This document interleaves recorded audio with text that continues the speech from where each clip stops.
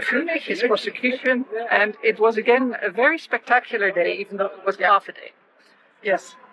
We were expecting the lawyer Christof Miseré to hold his plea, and he didn't show up. No. Which wasn't the first time that he didn't show up. And I don't even remember the last time when he showed up. No. Was it in October? I don't know. Yeah. He called ill, which he often has done. And it was a nuisance for the defense because none of the others were prepared to speak. Reiner seemed to be angry. And he said that to the judges, you think that it's us who are deliberately delaying this process, but this is not our doing. We're also not happy that he's not here to give his plea. Yeah, we don't know any reasons either. Yeah. And they asked, don't know why, really. Yeah, and he asked the court if the last minute. Yes. Yeah. So that was how it started. But there's a lot to say about it. I don't really know. Do you want to give a shot at the start? We don't have to do everything yet. We just want to do a bit of a clip. Yeah. Because Reiner will come out shortly in his car, so maybe we can film that as well. But we just wanted to give a first quick. Yes. Well, I think. As far as I understood, Katja was ill. Katja Wörmer, who's the main lawyer who is always here, was sick actually, and she just heard about the not presence of Dr. Miseré this morning, and last minute she jumped into her car and came anyway, but she didn't feel very well, and she was knowing that it was the day of. I mean, it was since weeks that it was foreseen that he will do his pleas today. She was not specifically preparing for today. And as well, Reiner was doing his pleas the last week, so it was either Mr. Miseré or Reiner who would keep going. Yeah. But they asked Katja to keep going. Yeah, and Reiner didn't have his papers with him, he said. Ah, yeah? Was that it? That's what I thought. I didn't understand that. Okay, maybe, yeah. And there was a big. In general, there was an atmosphere of being upset, right? Yeah, Reiner was clearly angry. Katja was quite assertive, if we want to say. She was also quite angry because she has been pulling this case for over a year now, and. Way more than a year because she started in October 2022. Yeah, but and but there's never a day or never a hearing that she cannot be present. I mean, she's come when she was ill, and this time she thought she could stay home. But it's always up to her. Everything seems to be on her shoulders. Yes. But anyway, so we started off. It started off late because she came in late because she jumped in the car late. And then immediately it was like, what is happening now? And Reiner requested to have some time to discuss it, but he wasn't given that. Yes, right. And I think he was as well suggesting to read a part of an email or anything, but they said no, it's Mrs. Wörmer has to talk today. Yeah. So he wasn't given the word. He was refused the word several times. Several times. He wasn't really allowed to speak. He tried to. And but he said Herr Schindler, the chair, kept saying it's not your right, it's not your turn to speak. So the atmosphere was loaded. I must say, Katja, her plea was impressive for somebody who is very prepared and very sick. Impressive. Yes. I mean, I wish I could do that. She is so. I mean, that's really her quality, to be so coherent and logically built up. And at one point, for all of us, it was the most powerful moment. Is that when she suddenly addressed the. My English is going, judges. Yes. And she said to them, you're just looking at me all the time. All the time you're looking at us and nobody's asking a question. And it was then that I realized, actually, as long as I've been there, none of the judges, apart from the chair who interact, have asked any questions. And then she said to one of the judges, now you're looking at me and you're sort of laughing in my face with this sort of mocking pity. Yes, whereas I'm ill, I've come here deliberately to cover the hole that has been, left why is somebody not turning up? But you're just laughing. You're not asking questions. You're not taking in anything. You're not letting us ask. You're not letting us invite the witnesses we want. And if we bring them along, then we're only allowed to ask this question and that question, and not the questions we want to ask. Yeah. And you're just sitting there. I don't know. We've been here time and time again, but again, it summed up the absolute absurdity of this case. Totally. Like really, like absurd theater. Yeah. Or like a really bad series in how do you say that? RTL2, the German broadcasting. Soap opera. Soap opera, yes. Yeah. I mean, probably it's interesting to say that she started describing the situation with everything that is going on in the net around the plaintiffs, right? Because that one has until a really big issue, but actually there are so many things going on in the background, and on so many levels, and with so many persons, you never know. Mostly fake identities, you have to say, and a lot of attacks, and a lot of really, how do you say that? That are good. Below the belt. Yes. Yeah, so this is about Facebook, Telegram mostly. Well, Facebook and Telegram chats. And there's been a Telegram chat that is the Reiner Fuellmich fact checker chat, in which the facts aren't checked but are reversed or whatever. Yeah. I mean, it's a bullying hotline, 24 hours a day. Yeah, and they, the suspicion is that the people who have started this whole charade, so the Antonia Fischer, Justice Hoffman, and maybe Marcel Templini is behind it, and maybe Viviane Fischer, we don't know, that they're all on this chat and sort of, criminalizing or at least framing Fuellmich left, right, and center, and insulting. And their pictures of, cut and paste pictures of nude bodies with their heads on in SM situations, and it's totally horrendous.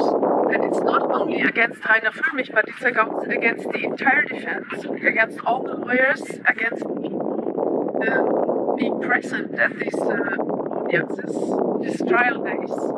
And even I thought about something. I don't know. Anyway, it's a lot of all sides, and it's like they are paying for it because they keep they keep doing this. It's all the time. It's going on, day and night. I don't know the chats, but me either. But and then Katja Wörmer said that she has been. She's got these 2 fines for 2 charges for her making public these statements by Reiner Fuellmich, whereas she said, well, I did get permission from the judge. And it seems like this permission suddenly stopped protecting her when Reiner Fuellmich started accusing the management of the prison he's in. And that then this whole attack on her started happening. She's also being charged with 2 other things that have nothing to do with the court hearings, but it's like this to weaken the defense sort of procedure. And so she made a point of saying that it's wearing everybody down, of course. And then the judge tried to throw in, but this has nothing to do with the case. And then Reiner got very angry. He says it's got everything to do with the case because it's the defense who are now being attacked as well. But it's interesting because they totally refuse all this background informations. But anyway, I mean that's very interesting. That's very interesting information. Yeah, it's very interesting information. And Joan, the public prosecutor, was there on his own with an assistant who just sits there. I think maybe she's just an intern to learn or whatever. Looks like yes.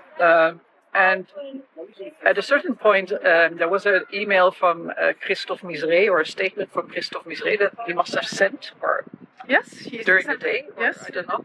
Concerning his Facebook account. Yeah, that his Facebook account was hacked. That he's been targeted as well. Also with, we mentioned this before, a picture sent of his daughter with no message. Like a warning. and he's as well accused of how do you say that, Faking. Not really of faking, but of making violence calls against the judges. Oh yeah, of threatening the judges. Threatening the judges, and it's called, yeah. Yes,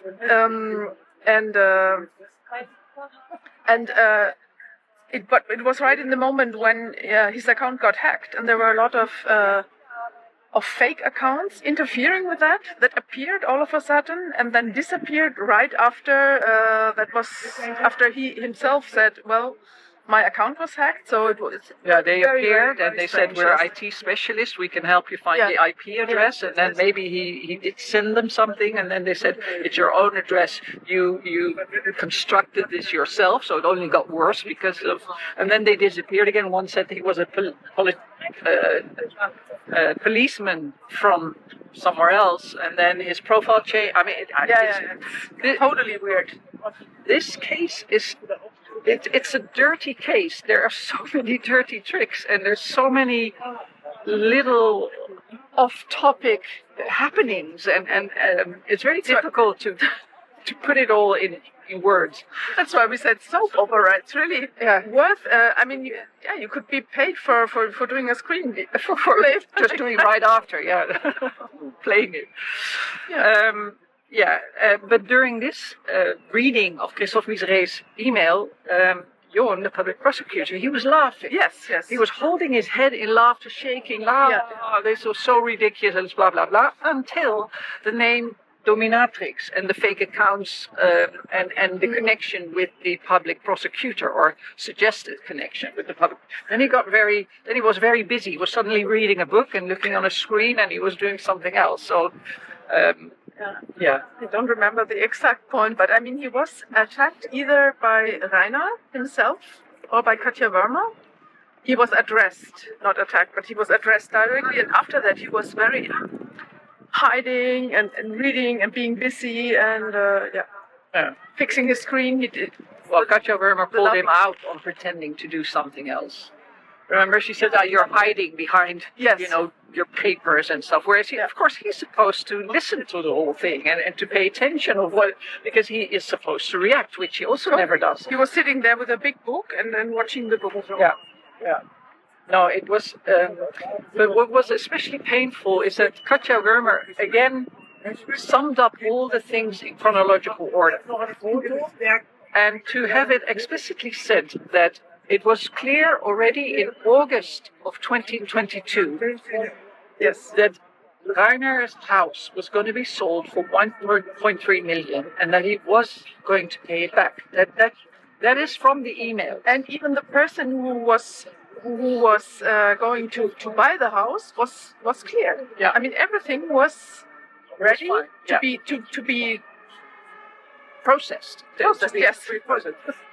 And yet, even though this was all clear to everybody in August of 2022, they then went to the public prosecutor and they handed in this thing to prosecute him. So they couldn't wait till the 2nd of October when actually the house was officially going to be transferred, the money was going to be transferred.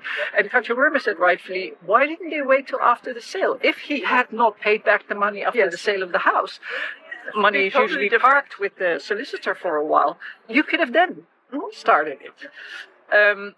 So they never wanted it to and there was also, I remember at the time, there was all this fuss about him not having entered the house or the debt in the Grundbuch of the house. Yeah. So in the papers you can enter a supposed debt. Yeah. But then Reiner said, or Katja for Reiner said, but that was totally illogical. When you already know the house is going to be sold, it's going to be officially sold 1 month later. Why would you put a debt on the house that would then make the buyer think twice about buying a house? He doesn't want to buy a house with 700,000 so-called debt reserve on it. It's not logical, No. And so all these things, to have them all summed up, and how Reiner was still during the summer, but even up till the actual start of the trial, was busy to come to a deal, whereas the other party they were never in search of a deal with him. They wanted him behind bars. I mean, this was taking place more than a year. I think. Yeah. And Katja, we must ask her later. Katja asked, I read she said that when Reiner was imprisoned and before the prosecution started, that she had still tried to mediate between parties and come to an agreement. And that she then read an email that she received, and that was that Antonia Fischer and Justus Hoffmann, they requested to have the 700,000, and that was on top of the almost 2 million that they'd taken from him. Plus, they wanted all the gold. Did I understand that right? Or a majority? I don't know. More than half of the gold, at least. And they had more requests that Reiner would this and that, and we'll have to ask her specifically what that was. But it was to point out how absurd this case was, that it wasn't about that money, that it was just to wipe them out, financially, professionally, everything. And I mean, Katja Wörmer asked as well the big question: in what way did they earn this money? I mean, if they still were parts of this society, if this foundation was still there, yes.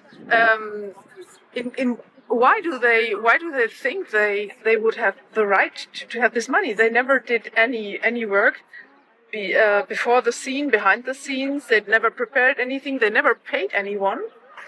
They never ordered any service or anything. It's obvious that they almost didn't anything. They were sitting there for a while, and that's it, basically. And even I know people who have watched the Corona Investigative Committee ask themselves, what are they doing? I mean, I had the same question. Why are they always in bad mood? Why are they sitting there? I mean, it was such a... And Katja Wörmer asked this question and compared this to a company. If you have a real company and somebody's working 60 hours a week and he's investing everything for several years and doing the work, and you have some person in this company who never does anything, who's probably present in the first weeks, but then doesn't appear anymore, he doesn't do anything, and after a few years he's asking to share the income of the entire half of the company. I mean, that's so absurd. Yeah. It's so absurd. Yeah. And I mean, it's obvious to everybody that those guys aren't doing anything for the aim the money was donated for. Yeah. So that was the hearing. On the side, there's this other thing. Maybe we should talk about that later. But there's been a hearing in Berlin at the Amtsgericht that Viviane Fischer started against Andrea Christidis. Now, Andrea Christidis is the woman who founded a foundation to support children's rights and in terms of child abuse. Child abuse, yes, which is called Action Resist. Yeah, and she has done some interviews, but she's also made some statements, and she has said at a certain point that the guarantee that came from the husband of Viviane Fischer, that she was always ready to pay the money back, ready and able, that is a doubtful statement because now I forget the two reasons. Well, she said that it was a fake statement. In the first, it was a wrong statement, a false statement, and the second part is that he didn't have the money. Yes, because there are actually some proofs in the background, which probably we don't precise here, but there are some proofs that really made clear that the money was not there. Oh, I'm not sure actually for missing out, because she also said that she might have made a deal. That was one of the statements, she might have made a deal with the public prosecutor. Yeah. And that sounds a bit far-fetched, but not when you know that Viviane Fischer was charged, or was not charged, but she did get the English words are going. Yes. The public prosecutor also had a file on her to prosecute her. Yes. And they dropped it somewhere in November, or they started it in November. Or 2003, I think. No, 2023. 23. So they started it in November and they dropped it in 2023. Yeah. And so the idea that maybe a deal was made is, So the case was lost by Andrea Christides. Yeah, it was decided that she's going to go to appeal it. Oh, okay. But there are two other cases in Berlin, but then with the Landgericht, also initiated by Viviane Fischer against two other statements that made by Andrea Christides. Yeah. Now I left to look at my notes because I can't remember what they were about. I don't know. And there are two other complaints that haven't yet been brought to a court or haven't been submitted. Okay. But she has two other, and even Andrea Christides doesn't know what these complaints against her, or charges against her are. Okay. Yeah, so and then there was this edition of the Corona-Ausschuss number 235, where Viviane Fischer complained about being attacked by people from the resistance, and I think she meant Andrea Christides. Oh. And that it was so unfair and blah, blah, blah. And she was going to explain a little bit, and then Wolfgang Wodark, who was in the broadcast, he said, no, don't, because it's beyond, it's not important enough. You don't have to defend yourself. And it seemed absurd to me because she's complaining about a couple of accusations, and here we have a man in prison for over 16 months. Almost 17 in a few days. Yeah. It's in 3 days. It's 17 months. Yeah.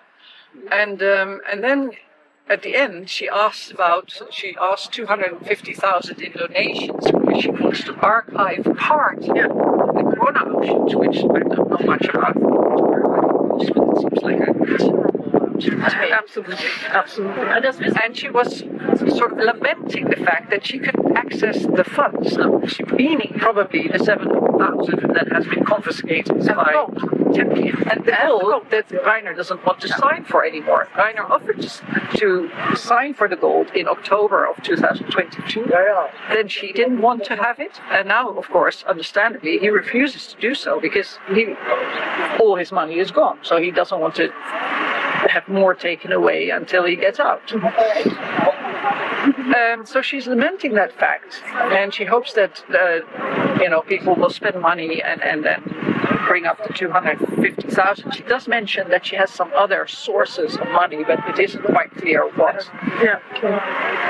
And at the end, she says that she hopes this all can be resolved. These 200, I'm assuming these 250,000, or maybe she means the accusations. I don't know, because she said there's a big burden on her, and she wants to be alleviated by this burden, which is absurd in the terms of who is carrying the burden here. I mean, that's right. I didn't follow this in detail, but it is absurd anyway. It is absolutely mad.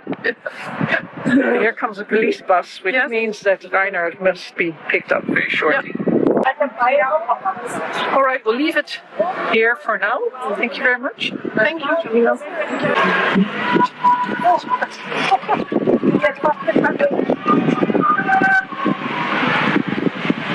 Ich merke, dass ich hier festgeklemmt bin. Ja, ich auch.